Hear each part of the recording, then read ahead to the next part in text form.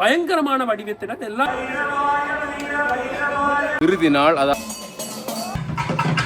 மகாபைரவர் இன்றைக்கு தன்னுடைய பெரிய நாய் வாகனத்தில் வருகிறார்.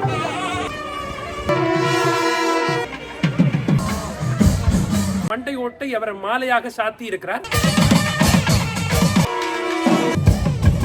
ஆழ்கஷீர் அடியார் எல்லாம் என்று அனைவருக்குமே வணக்கம். நல்லூர் கந்த சுவாமி ஆலயத்தினுடைய இறுதி நாள், அதாவது இந்த மகோற்சவத்தினுடைய இறுதி நாள். எப்படி வைரவர் உற்சவத்தோடு வைரவர் சாந்தியோடு இந்த மகோற்சவம் ஆரம்பித்ததோ அதே மாதிரியே இன்றைய நாள்லையும் வைரவர் விழாவோடு இந்த 25ஆம் ஆண்டுக்கான 2025ஆம் ஆண்டுக்கான இந்த வருடாந்த மகோற்சவம் வந்து நிறைவு செய்ய போகுது. உண்மையாகவே அனைவருக்குமே நான் நன்றிகளை தெரிவித்துக் கொள்கிறேன். இந்த காணொலியை பார்த்தாக்கள், அதே சமயம் காணொலிக்கு கருத்துக்களை தெரிவித்தாக்கள், அந்த காணொலியை வந்து தொடர்ச்சியாக பார்த்த எல்லாருக்குமே வந்து நான் நன்றிகளை தெரிவித்துக் கொள்கிறேன். அதே சமயம் இந்த மகோற்சவம் வந்து மிகவும் சிறப்பாக இடம்பெற்றிருந்தது. பலரும் அறிந்திருப்பீங்கள், வித்தியாசமான பல மாற்றங்களை கூட இந்த வருட மகோற்சவத்தில் வந்து பார்க்கக்கூடியமாக இருந்தது. அப்படி இந்த நல்லூர் கந்த சுவாமி ஆலயம் என்றாலே தனிச்சிறப்பு இருக்கின்றது. மகோற்சவங்கள் வந்து பல்வேறுபட்ட சிறப்புகள் கொண்டதாக அமைந்து முடிந்திருக்கின்றது. இன்றைய நாள் இந்த வைரவர் விழா வந்து நாங்கள் தொடர்ந்து பார்க்கலாம். அதோடு மிக பிரதானமாக மயூரகிரி குருக்கள் அவர்களுக்கு நன்றியை தெரிவித்துக் கொள்ளணும். காரணம் என்று பார்த்தீங்கன்னா, இந்த திருவிழாக்கள் வந்து காணொலி பதிவு நான் செய்திருந்தாலும் அதற்குரிய பூர்ணமான விளக்கம் என்ன நடக்கின்றது, இந்த திருவிழாக்களுடைய சிறப்புகள் தொடர்பாக உங்களுக்கும் எனக்கும் புரிந்து கொள்ளக்கூடிய வகையில் சொல்லியிருந்தார். அவருக்கும் நாங்கள் முதல்கள் நன்றிகளை தெரிவித்துக் கொள்ளணும். அப்படியாக இன்றைய நாளில் மீண்டும் வந்து நல்லூர் பழமைக்கு வந்து கொண்டிருக்கக்கூடிய அந்த நிலைமையை பார்த்து கொண்டிருக்கிறீர்கள். அங்கே இந்த நல்லூரை சுற்றி அமைக்கப்பட்டிருக்கக்கூடிய அந்த இரும்பு வேலிகள் வந்து தற்பொழுது அங்கே அமைக்கப்பட்டிருக்கக்கூடிய அந்த காட்சிகளை பார்க்குறீங்க. மண்கள் எல்லாமே அள்ளப்பட்டு வீதிகள் எல்லாமே தற்பொழுது இங்கே தெரிகின்றன. இந்த வீதி முழுவதுமே மண்கள் நிறைந்திருந்தன. இப்பொழுது அவை எல்லாமே அகற்றப்பட்டு அங்கே இப்பொழுதும் அகற்றப்பட்டு கொண்டிருக்கின்றன. அப்படியாக நாளைய தினத்திலிருந்து இந்த வீதி வந்து பொதுமக்களுடைய பாவனைக்காக விடப்படும். அந்த வேலி அமைக்கக்கூடிய வேலையில் எல்லாமே ஈடுபட்டு கொண்டிருக்கிறார்கள்.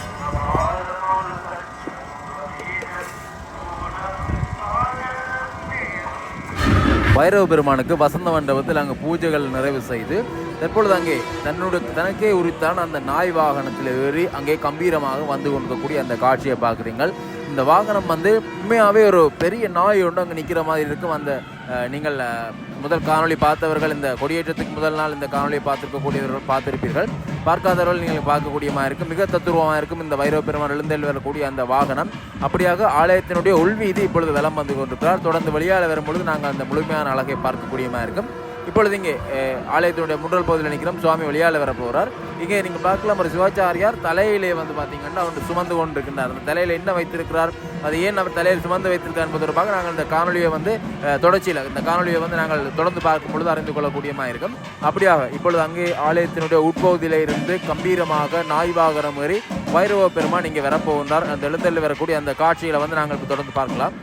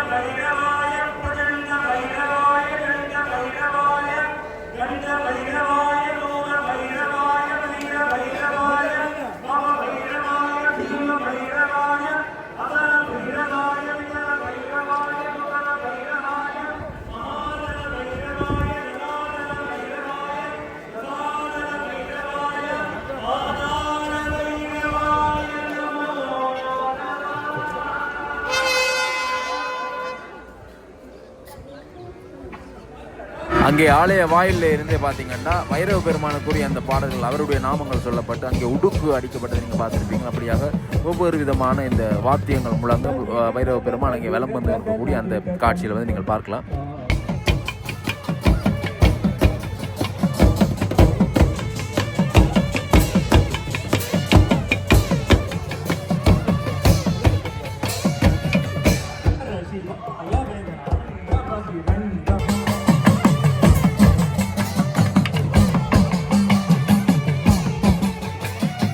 அன்றைய முதல் நாளிலே எவ்வாறு இந்த தேர்முட்டியை வலம் வந்து சென்றாரோ அதே போல இன்றைய நாளிலும் தேர்முட்டியை விளம்பெறுவதற்காக செல்கிறார். முதல் நாளிலே இவர் இங்கே முன்னாலே இவர் விளம்பெறும் பொழுது இவருக்கு முன்னாலே வந்து நிறைந்த கொடிகளை வந்து கொண்டு வருவார்கள்.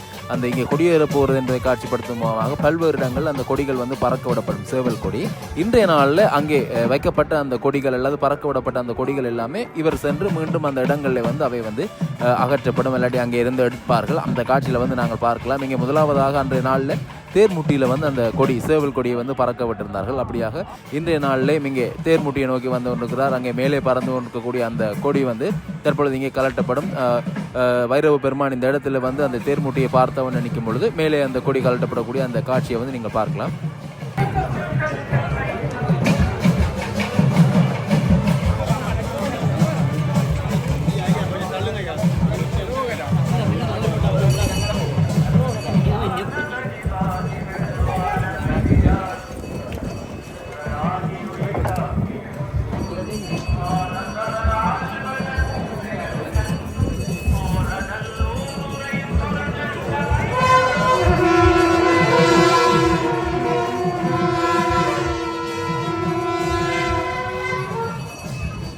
அங்கே பார்த்துருப்பீங்கள் அந்த சேவல் கொடியானது அங்கே இருந்து அகற்றப்பட்டது காட்சியை நீங்கள் பார்த்துருப்பீங்கள். அப்படியாக தொடர்ந்து சுவாமி விளம்பரம் போகின்றார். விளம்பரம் பொழுது எங்கே எல்லாம் இந்த கொடிகள் நாட்டப்பட்டதோ அவை எல்லாமே அகற்றப்படும். அப்படியாக பக்தி பூர்வமாக முருகப்பெருமானுடைய இந்த பாடல்களை பாடிய வண்ணம் அங்கே பிரசன்னா குருக்கள் அவர்களை பார்க்கலாம். அப்படியாக இன்றைய நாள் இங்கே இருக்கக்கூடிய சிறப்பு அந்த நான் முன்னர் உங்களுக்கு சொல்லியிருந்தேன், சிவாச்சாரியர் ஒருவர் தலையிலே சுமந்து செல்கின்றார் என்று. அது வந்து பார்த்தீங்கன்னா இங்கே இருக்கக்கூடிய இந்த மண்டபப்படி வைத்தவர்கள், அதாவது சுவாமி ஆலயத்தினுடைய வெளிவீதி வெல்லும் பொழுது கும்பங்கள் வைத்து அங்கே விளக்குகள் கொளுத்தி தீபாராதனை காட்டி முருகப்பெருமானை வரவேற்றிருக்கக்கூடிய அந்த முருகப்பெருமானுடைய அடியவர்களுக்கு வந்து இன்றைய நாளில் வந்து கொடுக்கக்கூடிய ஒரு பிரசாதமாகத்தான் அந்த பிரசாதம் இருக்கின்றது. அங்கே தலையிலே சுமந்து வந்து இங்கே ஒவ்வொரு அடியவர்களுக்கும் கொடுக்கப்பட்டிருக்கும். அங்கே நீங்கள் கைகளை பார்க்கக்கூடியமாக இருக்கும். அவருடைய கைகளில் வந்து அவற்றை வந்து அவர்கள் வேண்டிக் கொண்டு போகிறது. அதோட இன்றைய நாளில் சுவாமிக்கு முன்னாலே வந்து அவர்களுக்கு தீபம் காட்டக்கூடிய சந்தர்ப்பம் வந்து வழங்கப்பட்டிருந்தது. வளமையாகவே அவ்வாறு தான் அங்கே நீங்கள் பார்க்கலாம். கைகளை வைத்திருக்கிறார்கள். அந்த வாழை இலையாலே சுற்றப்பட்டிருக்கக்கூடிய அந்த பிரசாதம் முருகப்பெருமானுடைய இந்த பிரசாதம் வந்து இன்றைய நாளில் வந்து அவர்களுக்கு வழங்கப்படும். அதைத்தான் அப்பொழுது அங்கே சிவாச்சாரியார் தலையிலே சுமந்து வந்து கொண்டிருந்தார். அதே சமயம் இங்கே பிரசன்னா குருக்கள் மெய்யுருகி பாடல்கள் பாடிக்கொண்டு செல்லக்கூடிய அந்த காட்சியிலையும் பார்க்கலாம்.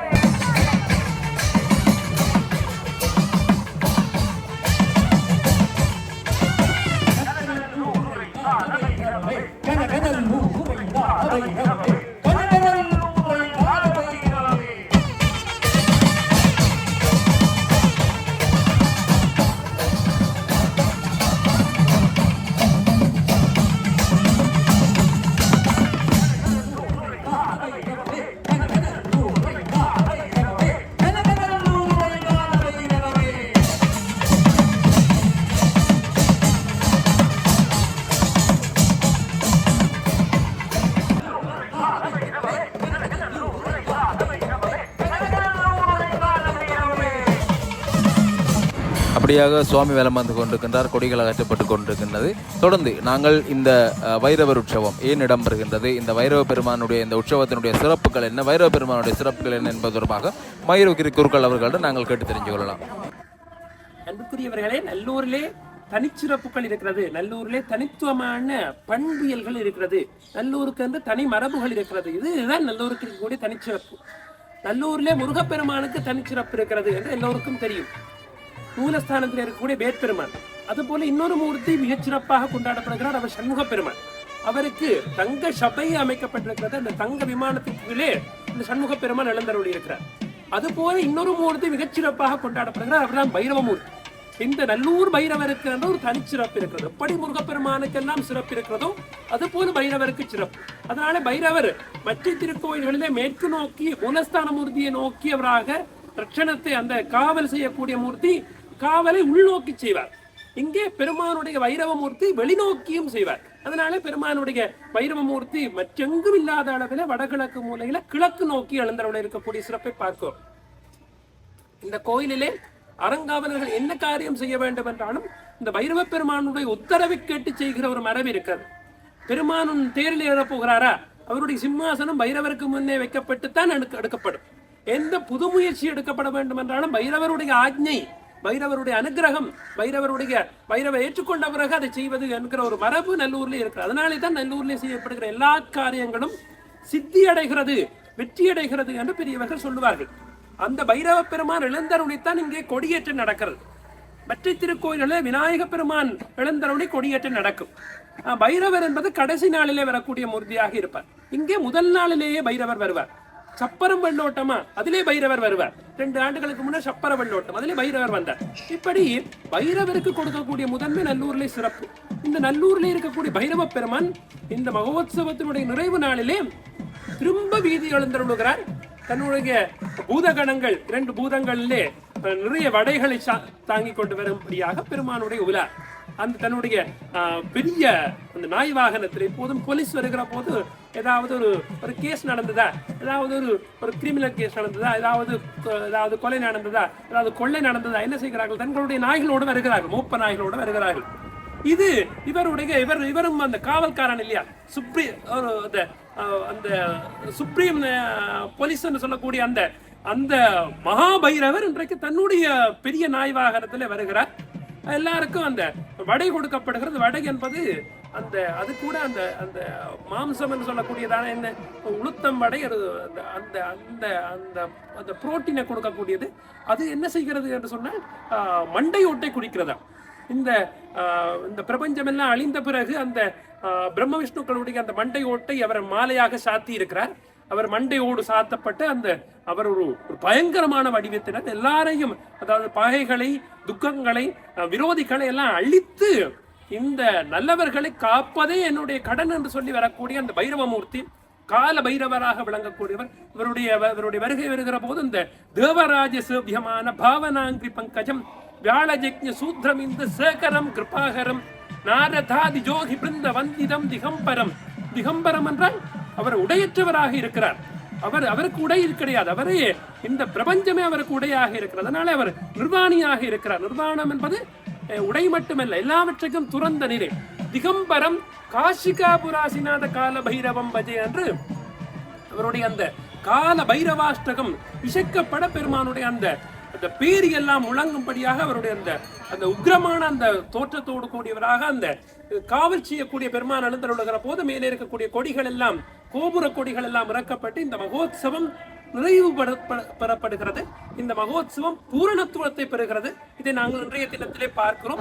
அங்கே மயிரகுரி குருக்கர் அவர்களிடம் நாங்கள் ஒரு தெளிவான விளக்கத்தை பெற்றிருப்போம். இந்த திருவிழா முழுவதுமே அவர் ஒரு சிறப்பான செயலை செய்திருந்தார். எங்களுக்கு புரியும்படியாக பல விஷயங்களை சொல்லியிருந்தார். பலரும் அறியாத விஷயங்களை கூட எங்களுக்கு இந்த காலங்களில் இந்த காணொலி ஊடாக தெரியப்படுத்தியிருந்தார். அவருக்கு மீண்டும் நாங்கள் நன்றிகளை தெரிவித்துக் கொள்கிறோம்.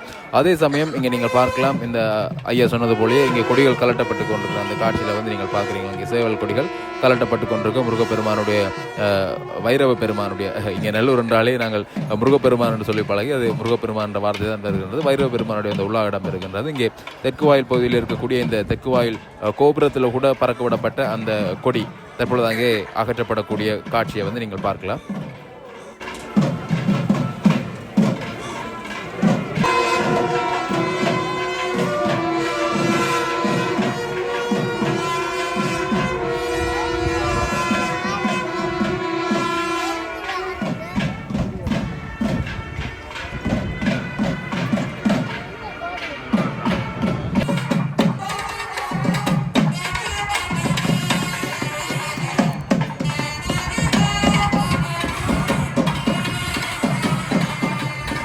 வைரவ சுவாமியார் அங்கே அழகாக வந்து கொண்டிருக்கின்றார். அந்த கம்பீரமான நாய் வாகனம், அது நான் முன்னர் உங்களை சொன்னது போல நீங்கள் அங்கே பார்க்கக்கூடிய பாருங்க, ஒரு தனித்துவமான வாகனம். இங்கே நல்லூரில் இருக்கக்கூடிய வாகனங்கள் எல்லாமே அப்படியானவை தான். ஒரு என்னென்னு சொல்கிறது, அழகிய வேலைப்பாடுகள் இந்த வாகனங்கள் அங்கே சுவாமிகள் எழுந்தெழு வரும் பொழுது அவை மேலும் அழகை கொடுக்கக்கூடியமாக இருக்கும். அப்படியாக அங்கே சுவாமி மீண்டும் ஆலயத்தை நோக்கி இங்கே வந்து கொண்டிருக்கின்றனர். சிறப்பாக அவருக்கான இந்த பாடல்கள், சிவபெருமானுக்குரிய இந்த பாடல்கள் எல்லாமே இங்கே பிரசன்னா குருக்களால் இந்த இடத்திலே பக்திபூர்வமாக அந்த உடுக்கு ஓசையோடு, வைரவ பெருமானுக்குரிய ஓசை, அந்த உடுக்கு ஓசையோடு அந்த பாடல்கள் இங்கே பாடப்பட்டு கொண்டிருக்கின்றது.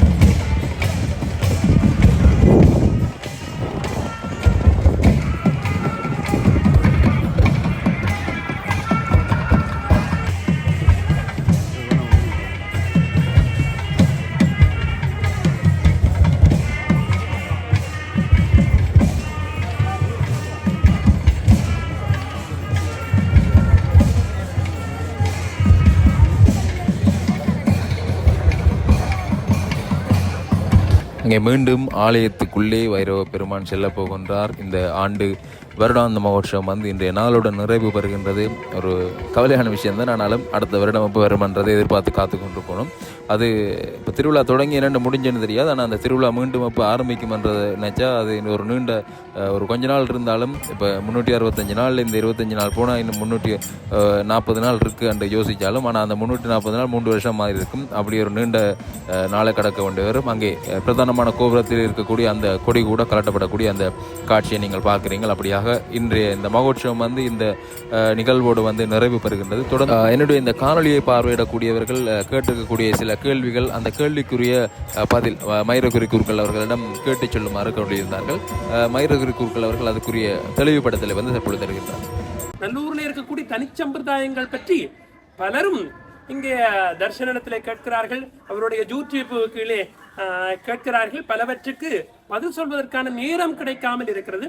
இங்கே இருக்கக்கூடிய பள்ளி அறை பூஜையை பற்றி பலரும் தொடர்ச்சியாக கேட்கிறதை நாங்கள் பார்க்கிறோம். நல்லூரில் இருக்கக்கூடிய தனிச்சம்பிரதாயத்தை பற்றி பேசுகிற போது இங்கே இருக்கக்கூடிய பள்ளி அறை பூஜையை பற்றியும் பேசலாம். இங்கே மூலஸ்தானத்திலே ஒரு அந்த பிரம்மசாஸ்தா மூர்த்தி என்று சொல்லக்கூடிய ஒரு வகை சிருஷ்டிக்கான மூர்த்தி இருக்கிறார்.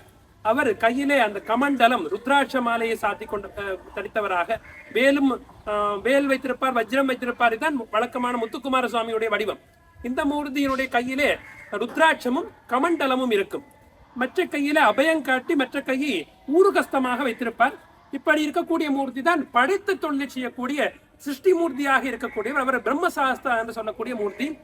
அவர் ஒவ்வொரு நாளும் இரவு வேளையிலே அர்த்தசாம பூஜை முடிந்த பிறகு மூலஸ்தானத்திலே கருவறையிலே இருந்து எழுந்தருளி தனக்கே உரியதான அந்த சிறிய தேரிலே எழுந்தருளுவார். அந்த தேர் கூட மிக அழகாக இருக்கும். நல்லூருடைய பெரிய தேரிலே பிரம்மா குதிரைகள் போன்றவை இருக்காது என்று அந்த தேர் திருவிழா வீடியோவிலே சொன்னோம். இந்த தேரில் குதிரைகள் இருக்கும், பிரம்மா இருக்கும். பிரம்மா குதிரைகளை விட மேலதிகமாக 2 சாமரை வீசக்கூடிய பெண்களுடைய உருவம் கூட அதில் இருக்கும். மிக அழகான தேர். அந்த தேரிலே அந்த பிரம்மசாஸ்தா மூர்த்தியான அந்த படைத்த தொழிலை செய்யக்கூடிய மூர்த்தி எழுந்தனுடைய பிறகு அங்கே மத்தளம் பேரி முதலான சிறுவாத்தியங்கள் ஒலிக்க பெருமானுடைய உலா தொடங்கும். உலா வருகிற போது திருப்புகள் இசைக்கப்படும். அந்த நரும் புகை கமலும், அங்கே பஜனை நடக்கும். இப்படியெல்லாம் உலா வந்து பெருமான் அந்த பள்ளி அறைக்கு எழுந்தனுடைய பிறகு அங்கே தேவியர்களும் சேர்க்கப்பட்டு அங்கே திருவூஞ்சல் இசைக்கப்பட்டு பெருமான் அந்த பள்ளி அறையிலே எழுந்தருளக்கூடிய நிகழ்ச்சி. அதிகாலை உசத்கால பூஜையிலும் மீளவும் திரும்ப அங்கிருந்து திருப்பள்ளி எழுச்சி பாடி பெருமான் எழுந்தருளை அந்த மஞ்சத்தில் எழுந்தருளை மீளவும் கர்ப்பகிரகம் என்று சொல்லக்கூடிய மூலஸ்தானத்துக்கு செல்வார். இது நல்லூரில் இருக்கக்கூடிய சிறப்பு. நல்லூரில் இந்த படைத்த தொழிலை செய்யக்கூடிய வடிவமாக இருக்கக்கூடிய சிருஷ்டி மூர்த்தியாக இருக்கக்கூடிய பிரம்மசாஸ்தாவே வல்லிய கல்யாண சுந்தரராக தேவியர்களோடு எழுந்தருள்வதாலே இங்கே அந்த ஜகத் சிருஷ்டி என்பது ஜகத்தில் இருக்கக்கூடிய எல்லா விதமான உயிர்கள், எல்லா விதமான உலகத்தில் இருக்கக்கூடிய இன்பங்கள் எல்லாம் மீளவும் புதுப்பிக்கப்படுவதாக நம்பப்படுகிறது. எல்லாம் மீளவும் பிறப்பிக்கப்படுவதாக நம்பப்படுகிறது. அப்போ சந்தானம் முதலான எல்லா விதமான விருத்திகளும் இந்த பள்ளியறை பூஜையை பார்ப்பதாலே ஏற்படும் நல்ல பலன்களாக கிடைக்கும் என்பது நல்லூரனுடைய பக்தர்களுடைய நம்பிக்கையாக இருக்கிறது. தந்தோள் வாழ்க, ஆறுமுகம் வாழ்க, வெற்பை கூறுசை தனிவேல் வாழ்க, குக்குடம் வாழ்க, செவ்வேள் ஏறிய மஞ்சை வாழ்க, ஜானிதன் அணங்கும் வாழ்க, மாறிலா வள்ளி வாழ்க, வாழ்க சீர் அடியாரெல்லாம், வாழ்க சீர் அடியாரெல்லாம் என்று சொல்லி இந்த பெருமானுடைய மகா பெருவிழா, இந்த மகா மகோத்சவம் இப்போது இந்த ஆண்டுக்கான மகோத்சவம் நிறைய பெற்றிருக்கிறது. எங்களுடைய அன்புக்குரிய நண்பர் இந்த ஜிஎல் தர்ஷன் அவர்கள் உடைய அந்த யூடியூப் சேனல் வழியாக பல்லாயிரவர் இதை பார்த்தும் பகிர்ந்தும் வந்திருக்கிறீர்கள். நான் நினைக்கிறேன் சில வீடியோக்கள் 30,000 கடந்து பார்வையாளர்களோடு பயணித்திருக்கிறது. 30,000 35,000 பார்வையாளர்கள் கூட இந்த திருவிழாவிலே இவருடைய வீடியோவை பார்த்திருக்கிறீர்கள். எங்களுக்கும் தெரிந்த விஷயங்களை சொல்லியிருக்கிறோம். சில புதுமையான விஷயங்கள், பலரும் தொடாத விஷயங்களை பகிர்ந்திருக்கிறோம். அவரும் மிக துல்லியமாக இயன்ற அளவும் திருக்கோயிலே அந்த கோயில் உள்ளகத்திலே வீடியோ எடுப்பதற்கு அனுமதி கிடையாது. வெளி வீதியிலே தான் வீடியோக்களை பதிவு செய்யலாம். ஆக தன்னுடைய எல்லை கட்டுப்பாட்டுக்குள்ளே நின்று இயன்ற அளவுக்கும் புதுமையாக விரோதமான செய்திகளை சில யூடியூப் சேனல்காரர்கள் விமர்சனம் அதாவது ஒரு ஆட்களை ஈர்ப்பதற்காக, வாடிக்கையாளர்களை ஈர்ப்பதற்காக சில வில்லங்கமான செய்திகளையும் தலையங்கங்களையும் சொல்வதை கூட பார்க்கிறோம். அவர் தன்னுடைய அந்த நியாயபூர்வமாக தன்னுடைய அந்த நிலையிலே இருந்து மாறாமல் மிக அழகாக இவற்றை பதிவு செய்திருக்கிறார் என்ற அளவுக்கு சரியாக பதிவு செய்திருக்கிறார். இந்த வீடியோவின் வழியாக, இந்த யூடியூப் வழியாக உலகெங்கும் இருந்து இந்த பெருமானுடைய மகோத்சவத்தை பார்த்தவர்கள், இந்த மகோத்சவத்தை பற்றி பேசியவர்கள் எல்லோருக்கும், நமக்கும், உங்களுக்கும், எல்லோருக்கும், அவருக்கும், எல்லோருக்கும் பெருமானுடைய கருணையானது பரிபூரணமாக கிடைக்கட்டும் என்று பிரார்த்திப்போம். வாழ்க்கை சீர் அடியார் எல்லாம் என்று சொல்லக்கூடிய அந்த பெருமானுடைய அந்த திருக்கோயில் வசனத்தை எல்லோரும் இன்புற்றிருக்க நினைப்பதுவே அல்லாமல் வேறொன்று அறியேன் பராபரமே என்று சொல்லக்கூடிய அந்த தேவஸ்தானத்தினுடைய மகுட வாசகத்தை சொல்லி இந்த வைபவத்தை நிறைவு செய்வதில் மகிழ்ச்சி அடைகிறோம். நன்றி. காணொலியை பார்வையிட்ட உங்கள் அனைவருக்குமே நன்றி. காணொலி தொடர்பான கருத்துக்களுக்கு தெரிவிங்க மற்றும் ஒரு காணொலியில் சந்திக்கின்றேன்.